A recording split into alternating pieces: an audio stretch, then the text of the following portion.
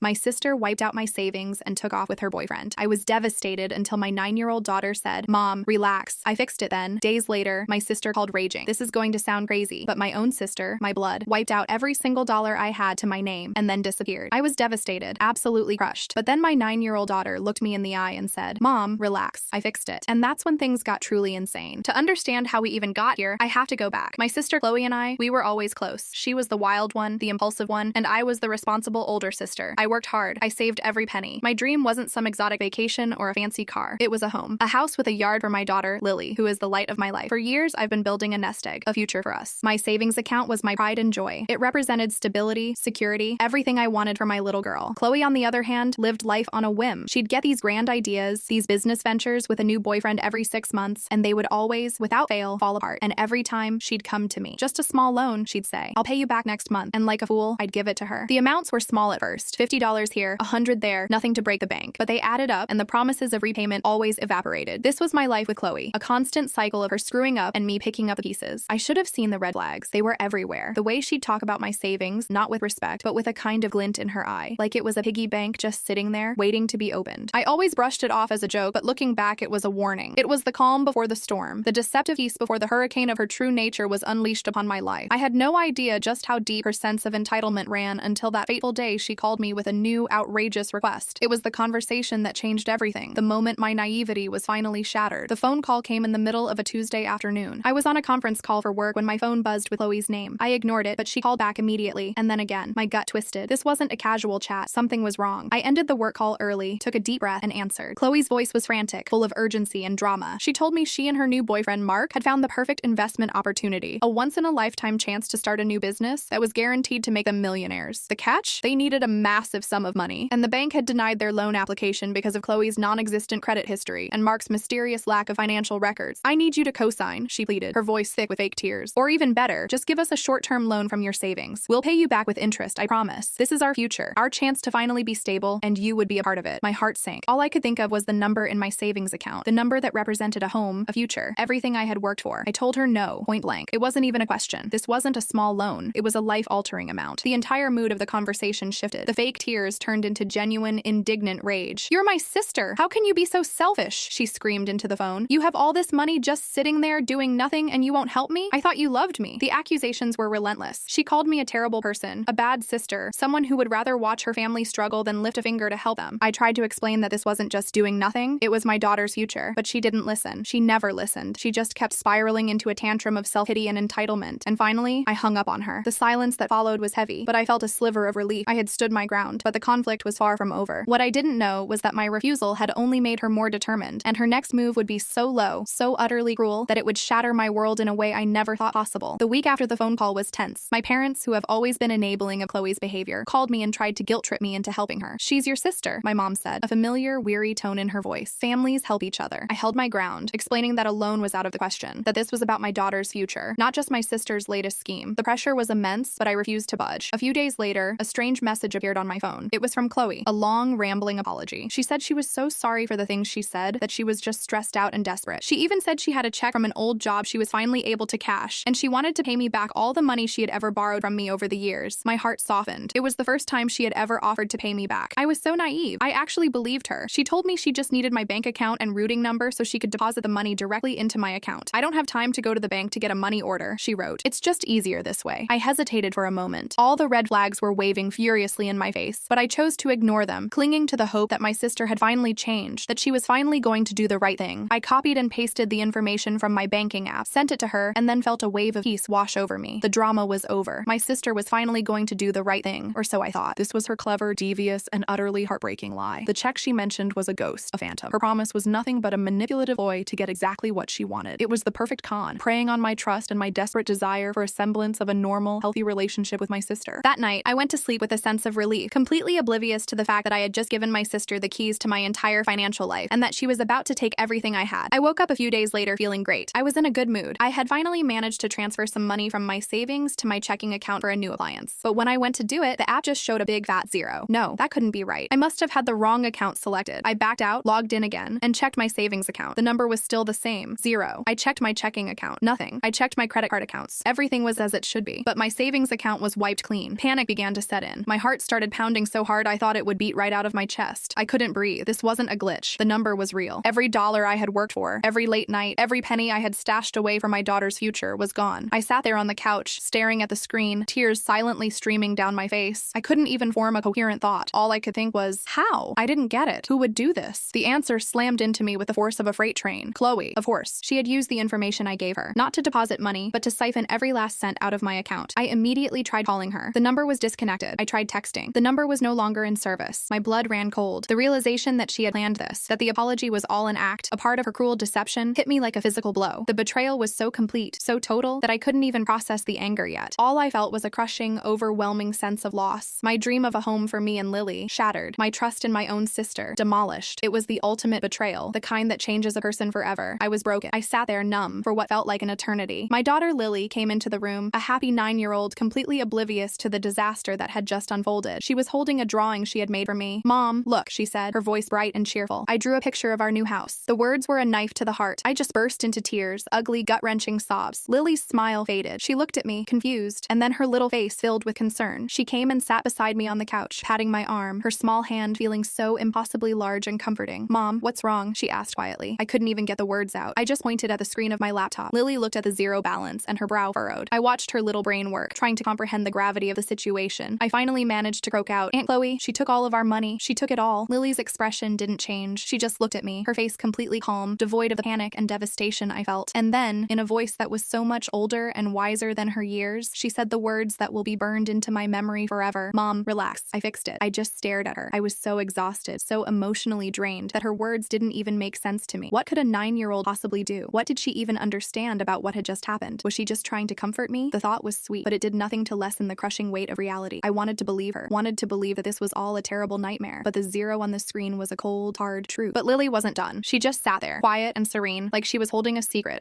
that would, in just a few short days, turn my entire world upside down again, but this time for the better. I had no idea what she had done, but a small, tiny sliver of hope, an illogical, desperate hope, began to flicker in my heart. I was too distraught to think about what Lily had said. I didn't believe her. Not really. I assumed she was just trying to be a good kid and make me feel better. I called my bank and they told me, because I had given Chloe the account information, it was a complicated case and that it was going to be an uphill battle to get the money back, if they could at all. They would launch an investigation, but it could take weeks or even months. They told me I needed to file a police report, so I did. I sat at the police station, feeling completely and utterly defeated, recounting the entire pathetic story to a skeptical-looking officer. He took the report but didn't seem to think it was a priority. Family disputes like this are messy, he said, and I felt a fresh wave of humiliation. I was an idiot, a gullible, trusting idiot who let her own sister ruin her life. My parents were no help. When I told them what Chloe had done, they just sounded tired. She'll come back, my mom said. She'll realize what she did was wrong. They were still clinging to the idea that their daughter was a good person who just made a mistake, while I knew the truth. This wasn't a mistake. It was a deliberate, malicious act. I went home and went through the motions of a day. I made dinner for Lily, and we watched a movie, but I was just a shell of a person. My mind was a constant loop of despair and rage. The zero in my bank account was a constant shadow over my every thought. I looked at Lily, who was sitting there so peacefully, and I felt a pang of guilt. I had failed her. I had failed to protect our future, and now we were starting from scratch. She was my only source of light in this dark, miserable time, and I held her close, feeling a desperate need to protect her from the cruel world, the same cruel world that had just been personified by her own aunt. She didn't seem to care, though. She just kept doing her thing, and when I looked at her, I felt a confusing mix of emotions: love, guilt, and a very small dose of hope. The following morning, I was still a wreck. I couldn't focus on work. I couldn't focus on anything. Lily was playing on her computer, a hand-me-down laptop from her dad, who was a programmer before he passed away. I watched her, her fingers flying over the keyboard, and for a second, I felt a pang of nostalgia. Her dad taught her some basics when she was little, just to play with code, but I never thought she took to it. I sat down next to her and asked her, Lily, what did you mean yesterday when you said you fixed it? She didn't look up from the screen. She just smiled. I can't tell you, Mom. It's a surprise. You'll see. Her answer was so infuriatingly vague. I was an adult, a mother, and I was feeling completely lost. And here was my 9-year-old telling me to relax and wait. It was maddening. I wanted to shake her and tell her that this wasn't a game, that our lives were on the line. But her calm demeanor was so infectious that I found myself taking a deep breath and just letting it go. I decided to wait. What else could I do? The police weren't helping. The bank was giving me a hard time, and my parents were in denial. My phone rang. It was an unknown number, and my heart jumped into my throat. I answered it, and it was my mom. Her voice was frantic. Have you heard from Chloe? She asked. I said no. Something is happening. We heard a rumor from Mark's parents that they've been arrested. I felt a jolt of shock, then a wave of confusion. Arrested? For what? What had they done now? Before I could get any more information, my mom said she had to go, that she would call me back. I was left with more questions than answers. What was going on? What had happened to Chloe? And what did my daughter have to do with any of it? I felt the familiar feeling of a story I was just a part of, with key moments happening behind the scenes and me getting told about them long after the fact. It was a miserable feeling. I looked at Lily, Chloe, who was still just quietly playing, a small smile on her face. The suspense was killing me. I had to know what she had done, but I knew I wouldn't get a single word out of her. I was trapped in this bizarre state of limbo, waiting for a climactic confrontation I knew was coming. My phone rang again. This time it was my dad. "You need to answer Chloe's calls," he said, his voice clipped and cold. "She's been trying to reach you all day, and she's furious." I felt a shiver of fear and then a strange, quiet satisfaction. So my little bird had been found. I told him I wasn't going to talk to her, and he just sighed. "You have no idea what she did, do you?" he asked, and there was a note of genuine sadness in his voice. "She told us everything. We can't believe what your daughter did." That's when the pieces of the puzzle started to click into place. I looked at Lily, who had now stopped playing and was looking at me, a small, triumphant smile on her face. "What did she do?" I asked my dad, my voice a little shaky. My dad took a deep breath. "Chloe's bank account, the one where she put all your money, it's been locked. And the police got a tip that Mark's business was a front for something illegal. They showed up at their apartment this morning and took them both away. Apparently, someone sent them a full dossier of information, all of it perfectly documented. The police said the person who sent it was a genius." My heart was pounding. I knew what he was going to say next. "Chloe thinks it was you, but it was Lily, wasn't it? She told us what she did. She's a hacker, isn't she?" My mind reeled. I looked at my daughter, a 9-year-old who I thought was just a sweet, innocent little girl, and realized she was a genius. I hung up the phone and looked at her, my mouth agape. "Lily, what did you do?" I asked. She finally answered, and her voice was so calm, so matter-of-fact. "When you gave Aunt Chloe your account number, she used your banking app to transfer your money to her account. I've been watching you do it for a while and learned how it worked. So when you were crying, I went on the computer and used some of the code Dad taught me to track where the money went. It was easy. I just looked at the code and followed the trail. Then I went to the police website and the FBI website, and I sent them all the information I found. I even found out Mark's business was a scam. He was running a business that was just taking people's money and never delivering a product. I sent them proof, so they knew exactly what was going on. I just wanted to get our money back and get Aunt Chloe in trouble for being so mean to you." My phone rang again. It was Chloe, and this time, I answered it. Chloe's voice was not just angry. It was a screeching, venomous scream. You ruined my life, you monster!" she shrieked. How could you? How could you call the police on me? I'm your sister." I took a deep breath, the feeling of vindication so sweet, so powerful, that I felt like I could lie. "I didn't," I said calmly. "It wasn't me, Chloe. It was our parents, your enablers. They called the police on you because they finally realized what a monster you are. You stole from me. You stole every dollar I had. You broke me, Chloe, and you thought you could just get away with it." I knew that was a lie. I knew my parents would never call the police, but I said it anyway. I had to let her feel the full weight of her actions, and I had to make her see that she was alone. The silence on the other end was deafening, and then she let out a sound that was a mix of a sob and a scream. "You're lying. It was you. I know it was. You're the one who told the police about Mark. You're the one who got our bank accounts frozen. You're just jealous of my success." I let out a dry, humorless laugh. "Your success? You were stealing money from your sister and trying to start a scam with a con artist. That's not success, Chloe. That's pathetic. And no, I'm not the one who did it. I'm not the monster here. You are." I felt a cold calm wash over me. The anger that had been simmering inside me for days was finally gone. I was just numb. "You did this to yourself, Chloe. You made your bed. Now you have to lie in it." I hung up the phone and looked at Lily. She just smiled. My little hero. She didn't say a word. She didn't have to. The look on her face said it all. She was proud of herself, and I was so